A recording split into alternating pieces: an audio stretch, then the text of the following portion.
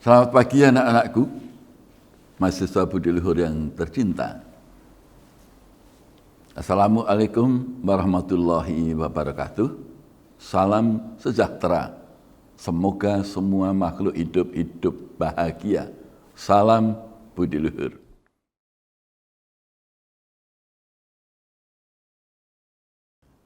Nah, karena kita ini diciptakan Tuhan dari unsur bumi, saripati bumi dan cahaya, maka kita wajib berbalas budi kepada Tuhan untuk memakmurkan bumi dan juga mensejahterakan umatnya yang lain.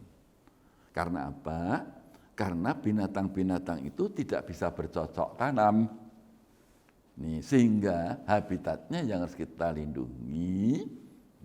Dan kalau memang habitatnya sedikit terganggu, ya kalau Anda memang menanam pohon-pohonan apapun yang punya buah, berikanlah kesempatan untuk menjadi haknya hewan-hewan tersebut, atau untuk tikus misalnya, untuk apa, buatlah tanaman yang disediakan khusus untuk mereka.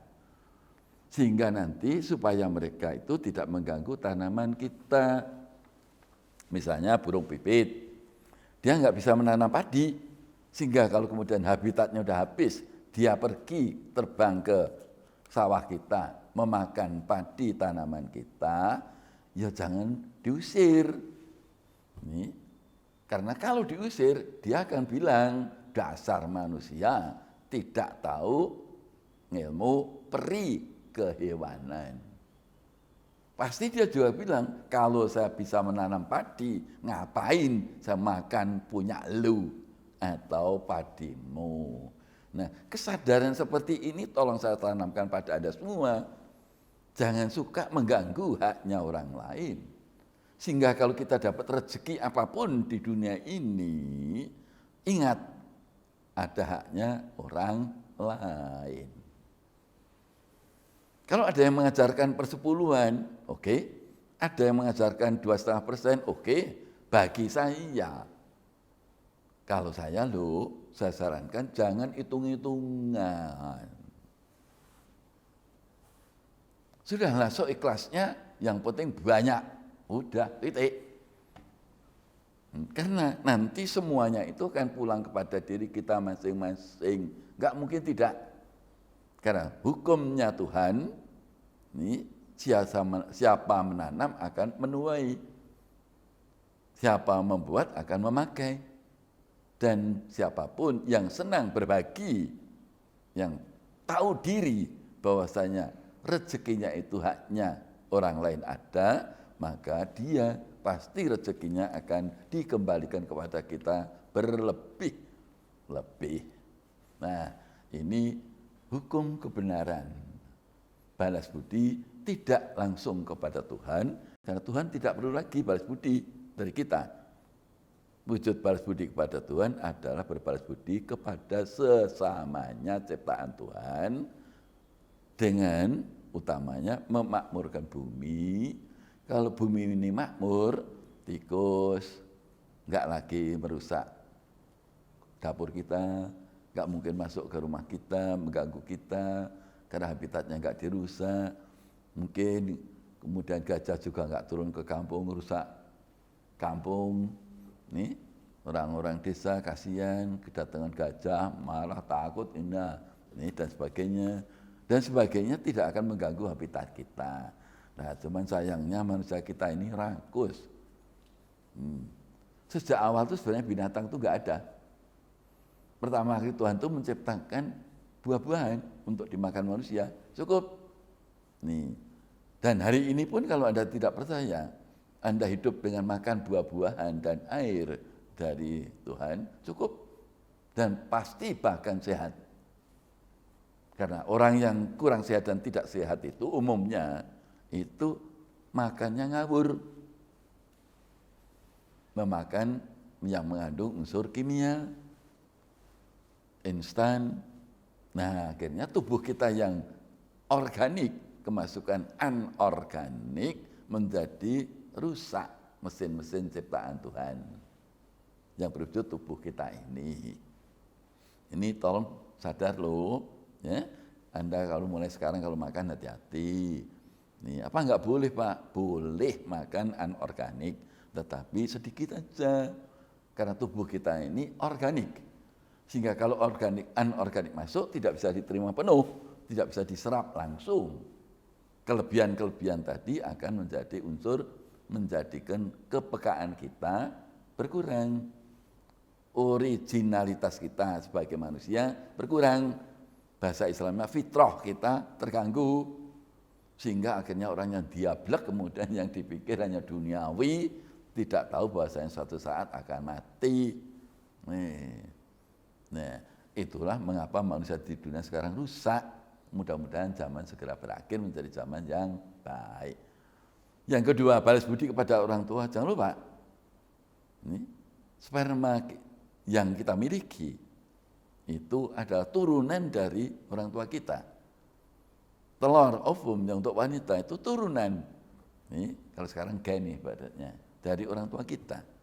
Sehingga kalau sperma bapak kita jelek, menjadikan kita jelek. Kalau ovum ibu kita jelek, maka menjadikan wanita atau kita juga jelek. Apalagi dua-duanya jelek. Spermanya jelek, ovumnya jelek, menjadi janin pasti ditanggung jelek. Sehingga asal pribadi manusia jelek itu karena apa? Karena sperma dan telur. Sperma dan telur dari mana? Dari makanan dan minuman orang tua. Makanan minuman dari mana? Dari mata pencaharian untuk memperoleh makanan dan minuman yang untuk dimakan dan diminum. Saya yakin Anda baru paham sekarang ini. Jangan menyalahkan siapapun. Itu kehendak sistem Tuhan. Memang kita sudah tercipta, ya sudah tercipta. Bahwasanya orang tua kita tadinya jelek, kita hasilnya jelek, terima-terima aja. Yang baik, alhamdulillah, terima kasih pada Tuhan, puji Tuhan, kita lahir dari bapak ibu kita yang baik. Pertanyaannya paling, apakah yang jelek itu tidak bisa dirubah Pak? Bisa diperbaiki? Bisa diperbaiki. Yang sudah baik, apakah selalu akan baik Pak? Belum tentu. Ini bibit yang baik, sperma, wadah yang baik, ovum, menjadi janin yang baik, belum tentu akan menjadi baik nantinya. Mengapa? Ibaratnya menanam padi, kalau tidak dirawat, tidak dikasih pupuk, tidak dicabuti rumputnya, tidak disiangi air dan supaya ada air dan tidak, dan seterusnya dirawat, dipupuk, yang terjadi apa? Banyak tumbuh rumput-rumput liar dan mungkin alang-alang, sehingga padinya tidak akan panen dengan baik. Alang-alang atau rumput liar tadi, misalnya dalam kenyataan wujudnya apa Pak? Wujudnya begitu sudah jadi janin baik, ternyata sang bapak ibu mata pencaharian ganti. Mata pencahariannya tadinya baik, ganti menjadi mata pencaharian jelek. Makanan dan minuman yang dikasihkan dalam waktu kita di dalam kandungan jelek, akan mempengaruhi. Yang tadinya bagus akan berkurang menjadi kurang bagus. Tambah lagi setelah nanti lahir, keluarganya ngajarin yang jelek-jelek, tambah runyam lagi.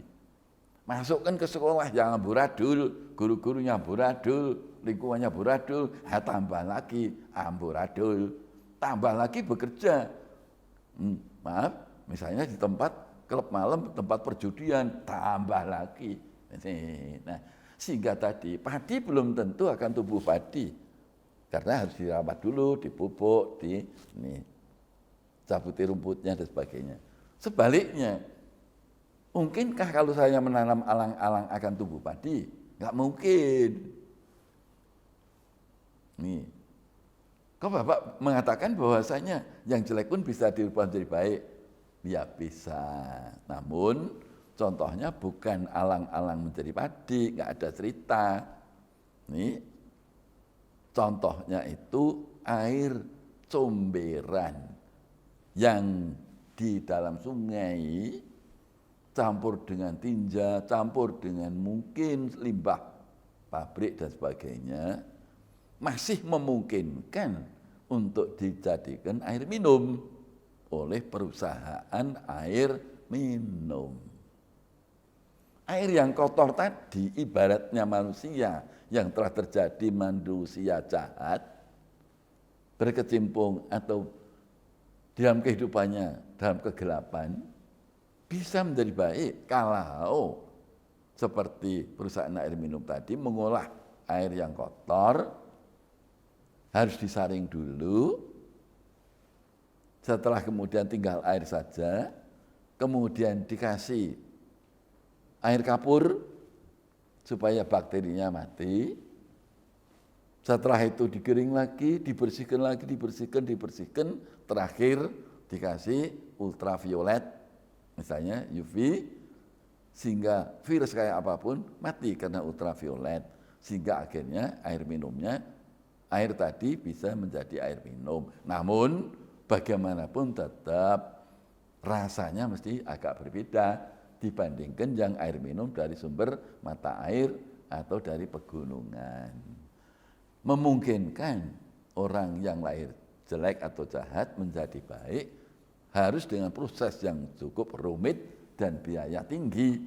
Maknanya kalau orang jelek kepingin baik itu harus melakukan laku luhur. Laku luhur tadi hanya 3 wujudnya, yaitu puasa, tirakat, dan prihatin. Bahkan tidak hanya orang yang lahir jelek atau jahat yang sebaiknya melakukan puasa, tirakat, dan prihatin, bahkan orang baik sekalipun sangat diharapkan juga melakukan laku luhur yang berupa puasa, tirakat, dan prihatin. Sehingga nantinya orang-orang baik dengan melakukan tambahan laku luhur pasti hidupnya akan lebih lagi dibedakan oleh Tuhan semesta alam atau Gusti Murpengrat. Balas budi kepada orang tua tidak harus memakai makanan yang nikmat, pakaian yang hebat, harus membelikan transportasi mobil yang hebat, enggak. Utamanya balas budi kepada orang tua itu tutur kata yang baik, sikap yang baik, tindakan atau perbuatan yang baik cukup. Sehingga kalau Anda tidak melakukan seperti itu, kurang untungnya bahkan Anda berlaku durhaka, berani kepada orang tua, kecilnya menyakitin hati, gedenya menganiaya, atau ada yang berani membunuh orang tuanya, hukumnya sangat berat setelah manusia tadi mati. Karena manusia yang durhaka setelah matinya akan disiksa di neraka jahanam yang berupa siksa digoreng. Enak dong? Digoreng. Cuman digoreng, ya sudah. Nih, kalau Anda mau mencoba silakan durhaka kepada orang tua, tapi besok kalau Anda setelah mati, Pak Zaitun pasti lebih duluan dari Anda. Nih, besok ketemu Pak Zaitun, saya nggak mau tegur. Diomongin ya loh. Jadi jangan coba-coba kalian durhaka kepada orang tua. Karena hukumnya orang durhaka adalah sangat berat. Disiksa di neraka, digoreng sepanjang masa. Sehingga balas budi kepada orang tua tadi saya katakan cukup ucapan, sikap, dan perbuatan yang baik. Syukur-syukur. Nah, itu syukur-syukur.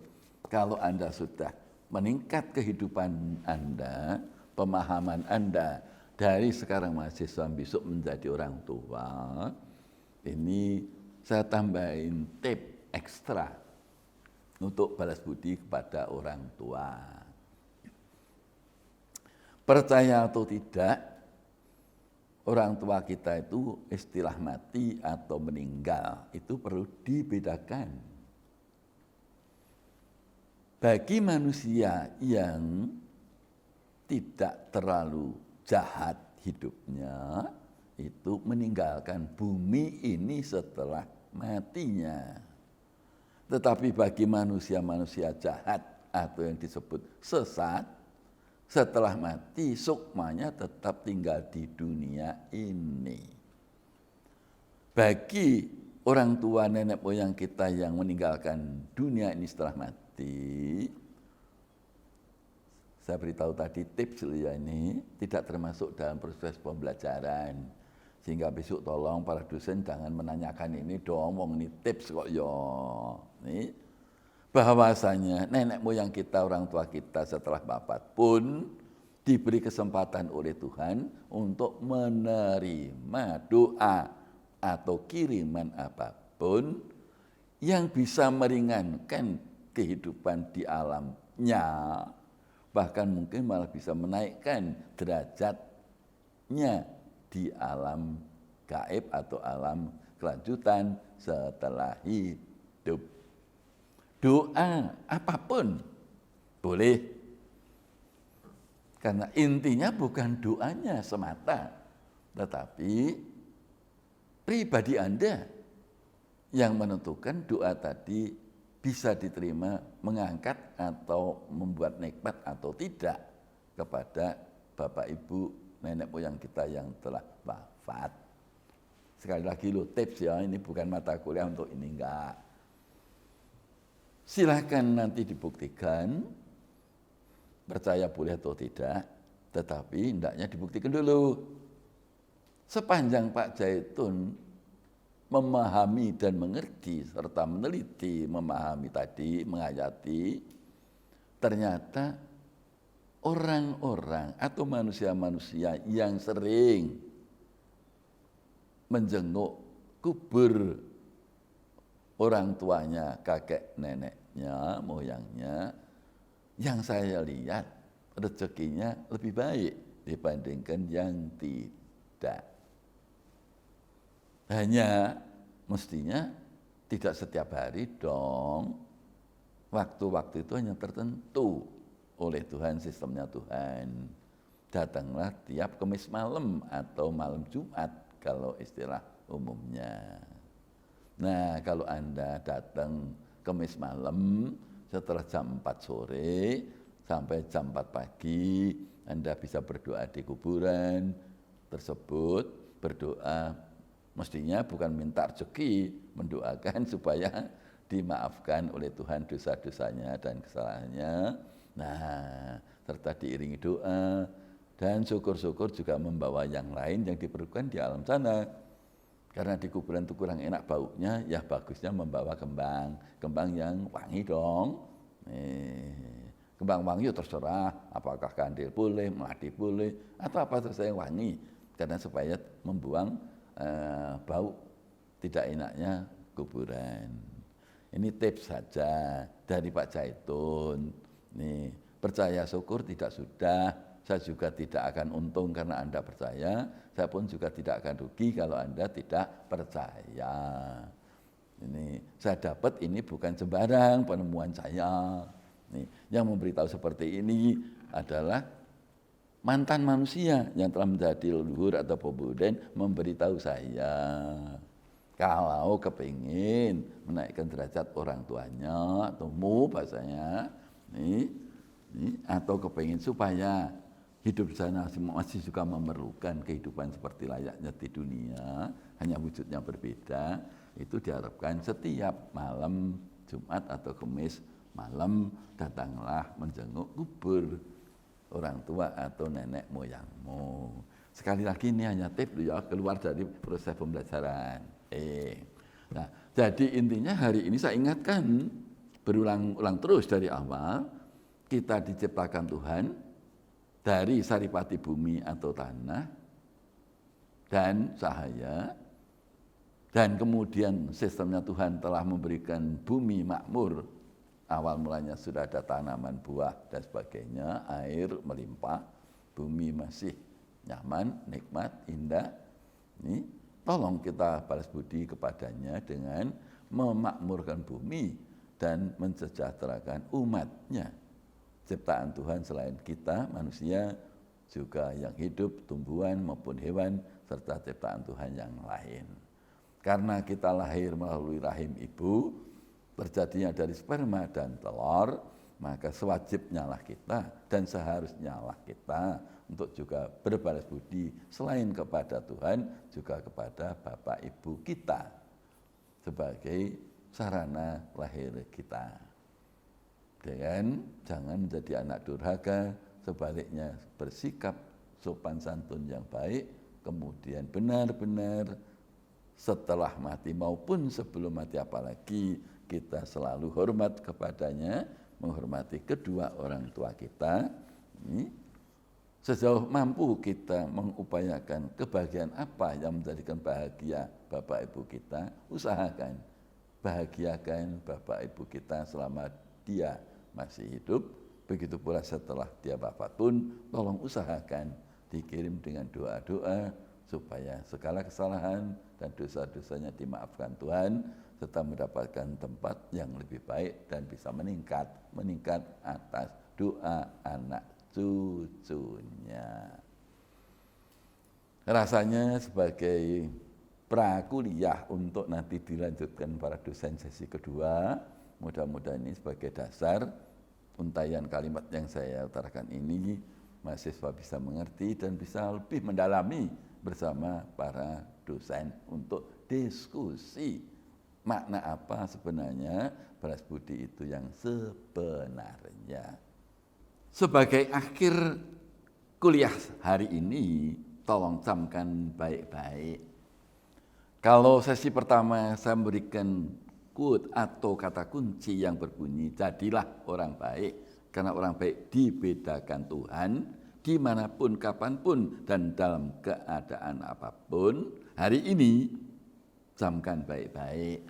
Kunci dari perkuliahan hari ini adalah segala apapun kejahatan dan kebaikan di dunia ini, manusia pada umumnya sangat ditentukan oleh patedan atau makanan dan minuman yang diminum dan dimakannya. Apakah sehat lahir dan sehat batin? Yang mempunyai pengertian secara lahiriah memang baik, dan secara batiniah dari mana asal memperolehnya makanan minuman tersebut? Apakah dari mata pencaharian yang sesat, hina, nista, atau mata pencaharian yang sah dan boleh juga dikatakan halal? Ingat kalimat-kalimat kunci ini. Berbalas budi adalah suatu keharusan dan wajib.